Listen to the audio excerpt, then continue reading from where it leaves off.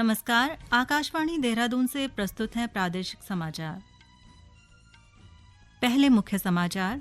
संसद के दोनों सदनों की कार्यवाही विभिन्न मुद्दों पर विपक्षी दलों के हंगामे के कारण कल तक के लिए स्थगित। राष्ट्रपति द्रौपदी मुर्मू ने कहा, नवाचार और आत्मनिर्भरता से प्रेरित भारत की रक्षा क्षमताओं ने दुनिया भर का ध्यान आकर्षित किया है।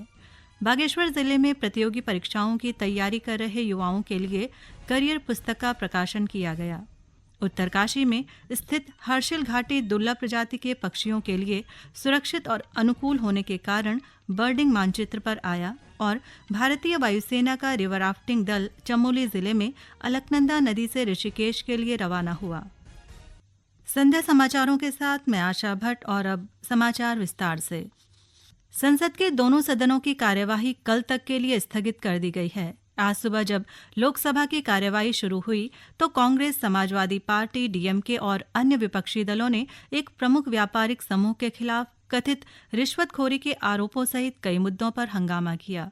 संसदीय कार्यमंत्री किरेन रिजिजू ने सदन में विपक्ष के व्यवहार की निंदा करते हुए कहा कि कांग्रेस और अन्य विपक्षी सदस्य अनावश्यक हंगामा करने की कोशिश कर रहे हैं और नए सदस्यों को अपनी बात नहीं रखने दे रहे हैं। राष्ट्रपति द्रौपदी मुर्मू ने कहा है कि भारत की रक्षा क्षमता ने विश्व का ध्यान आकर्षित किया है। वेलिंगटन ऊटी में defence services staff training college में एक संबोधन में राष्ट्रपति ने कहा कि रक्षा बलों में महिलाओं की भागीदारी पर देश को गर्व है। दुनिया के सबसे ऊंचे युद्ध क्षेत्र सियाचिन की अपनी हाल ही की यात्रा को याद करते हुए उन्होंने कहा कि महिला सैनिक कठिन परिस्थितियों में मजबूती के साथ खड़ी है। उन्होंने विभिन्न देशों से विशेष पाठ्यक्रम में भाग लेने वाली महिला अधिकारियों की सराहना की। केंद्रीय वाणिज्य और उद्योग मंत्री पीयूष गोयल ने कहा है कि विभिन्न क्षेत्रों में विकास से भारत अंतर्राष्ट्रीय वाणिज्य अनुसंधान और निवेश के लिए पहली पसंद बन गया है। नई दिल्ली में आज मीडिया को संबोधित करते हुए श्री गोयल ने बताया कि डिजिटल इंडिया अभियान से देश में क्रांति आई है, जिसने विश्व में भारत को डेटा सेंटर, कृत्रिम बुद्धिमत्ता में शोध और वैश्विक क्षमता केंद्र के रूप में स्थापित किया है। उन्होंने ये भी कहा कि इंटरकनेक्टेड ग्रिड नेटवर्क और बुनियादी ढांचे के विकास से देश की कनेक्टिविटी में क्रांतिकारी बदलाव आया है। हमने डिजिटल इंडिया लॉन्च किया, लोगों तक ब्रॉडबैंड इंटरनेट कनेक्टिविटी पहुंचाई।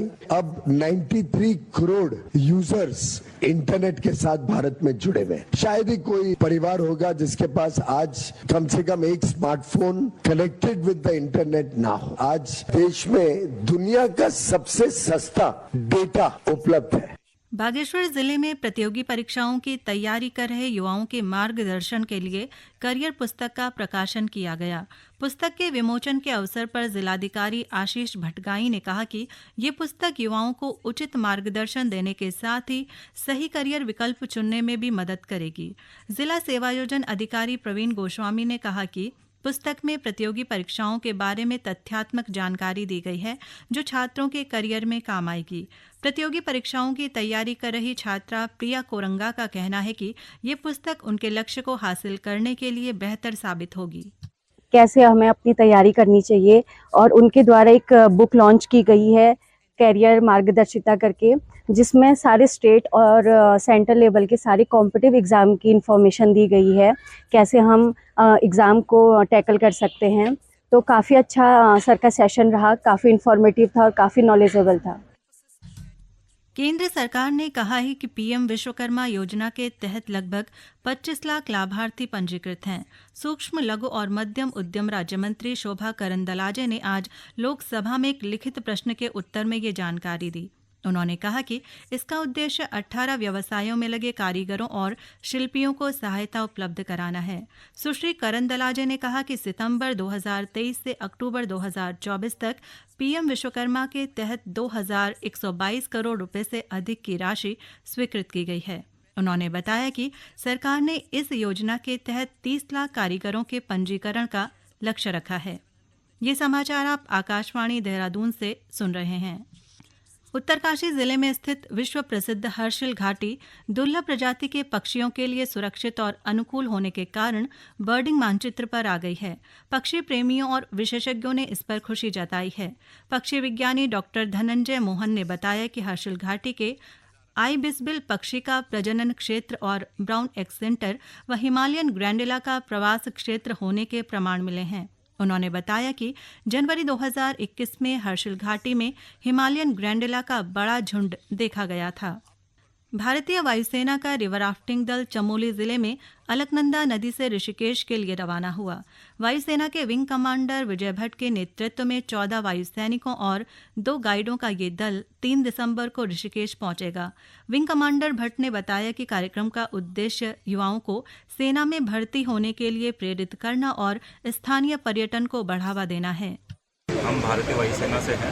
हम 14 लोग ट्रेनिंग राफ्टिंग एक्सपीडिशन में चल रहे हैं, जो अलकनंदा नदी के ऊपर से शुरू होकर हम ऋषिकेश में इसे ख़त्म करेंगे। इसका मेन उद्देश्य है जो भी हमारे यंगस्टर्स हैं उनको फौज में आने के लिए मोटिवेट करना। भारतीय वायुसेना में ही सारे आर्म फोर्सेस में उनको मोटिवेट करने के लिए कि वो ज्वाइन करें। हमें दिखाना कि फौज में एडवेंचर एक्टिविटीज़ भी होती हैं। उत्तरकाशी जिले के 6 विकासखंडों के विभिन्न गांवों में मनरेगा के तहत बनाए गए अमृत सरोवरों को महिलाओं की आजीविका से जोड़ा जा रहा है। इन सरोवरों को पर्यटन और मछली पालन समेत सिंचाई के लिए विकसित किया जाएगा। योजना के तहत सरोवरों के संचालन की जिम्मेदारी महिला स्वयं सहायता समूहों को दी जाएगी। इसके लिए महिलाओं को विशेष प्रशिक्षण दिया जा रहा है ताकि वे आत्मनिर्भर बन सकें। चमोली जिले में गंगा संरक्षण के लिए सहायक नदियों की सफाई के लिए किए जा रहे कार्यों पर चर्चा के लिए जिला गंगा संरक्षण समिति की बैठक हुई। बैठक में परियोजना निदेशक आनंद सिंह भाकुनी ने कर्णप्रयाग में बने एसटीपी को जल्द स्थानांतरित करने की बात कही। उन्होंने कूड़ा वाहनों में जैविक व अजैविक कूड़े को अलग अलग रखने की व्यवस्था करने के भी निर्देश दिए। हरिद्वार में ग्रामोत्थान परियोजना ने कम्युनिटी बेस्ड प्रोक्योरमेंट का एक विशेष प्रशिक्षण कार्यक्रम आयोजित किया। प्रशिक्षण का मुख्य उद्देश्य सामुदायिक संगठनों और परियोजना कर्मचारियों को प्रोक्योरमेंट प्रक्रिया के तकनीकी और व्यवहारिक पहलुओं की जानकारी देना है। प्रशिक्षण में महिलाओं और समाज के वंचित वर्गों की भागीदारी को प्रोत्साहित करने पर विशेष ध्यान दिया गया। अब खबर भारत अंतर्राष्ट्रीय फिल्म महोत्सव की। 55वां भारत अंतर्राष्ट्रीय फिल्म महोत्सव आज शाम गोवा में एक भव्य समारोह के साथ संपन्न हो रहा है। इस अवसर पर प्रतिष्ठित गोल्डन पीकॉक अवार्ड सहित कई पुरस्कार दिए जा रहे हैं। इन पुरस्कारों की प्रतिस्पर्धा में भारत की 3 फिल्मों सहित 15 फिल्में शामिल हैं। 9 दिन के इस फिल्मोत्सव में कई सांस्कृतिक और संगीत कार्यक्रम आयोजित किए गए। विभिन्न भाषाओं और शैलियों की करीब 180 फिल्में दिखाई गईं। समापन समारोह में भारतीय सिनेमा की कुछ प्रसिद्ध हस्तियां शामिल हुईं। और अब संक्षिप्त समाचार। स्वतंत्रता संग्राम सेनानी और तराई क्षेत्र के संस्थापक पंडित राम सुमेर शुक्ल की 109वीं जयंती पर विभिन्न कार्यक्रम आयोजित किए गए। इस दौरान ऊधम सिंह नगर के जिलाधिकारी उदयराज सिंह सहित सैकड़ों लोगों ने रुद्रपुर मुख्य चौराहे पर स्थित पंडित राम सुमेर शुक्ल की प्रतिमा पर माल्यार्पण कर श्रद्धांजलि दी। भारतीय मानक ब्यूरो ने रुद्रप्रयाग जिले के नारायण कोटी में किसानों को गुणवत्तापूर्ण कृषि उत्पादन के लिए BIS मानकों के बारे में जागरूक किया। वैज्ञानिक अंकित ने काश्तकारों को बीज, उर्वरक, खाद, नमी सुरक्षा, मिट्टी समेत अन्य रासायनिक उत्पादों की जानकारियां दी। अल्मोड़ा जिला प्रशासन ने शराब पीकर वाहन चलाने वालों के वाहन तत्काल सीज करने के निर्देश दिए हैं। जिला सड़क सुरक्षा समिति की बैठक में जिलाधिकारी ने वाहन में क्षमता से अधिक यात्री या सामान न ले जाने पर भी जोर दिया। उत्तरकाशी जिले में महिला सशक्तिकरण अभियान के तहत ग्राम पंचायत मातली ब्लॉक डुंडा की 25 महिलाओं को जैविक ब्यूटी शॉप और शैम्पू उत्पादन का प्रशिक्षण दिया जा रहा है। सरकार का ये कदम महिलाओं को आत्मनिर्भर बनाने के साथ ही स्थानीय संसाधनों का बेहतर उपयोग कर सतत विकास में योगदान देगा। अंत में मुख्य समाचार एक बार फिर। संसद के दोनों सदनों की कार्यवाही विभिन्न मुद्दों पर विपक्षी दलों के हंगामे के कारण कल तक के लिए स्थगित। राष्ट्रपति द्रौपदी मुर्मू ने कहा, नवाचार और आत्मनिर्भरता से प्रेरित भारत की रक्षा क्षमताओं ने दुनिया भर का ध्यान आकर्षित किया है। बागेश्वर जिले में प्रतियोगी परीक्षाओं की तैयारी कर रहे युवाओं के लिए करियर पुस्तक का प्रकाशन किया गया।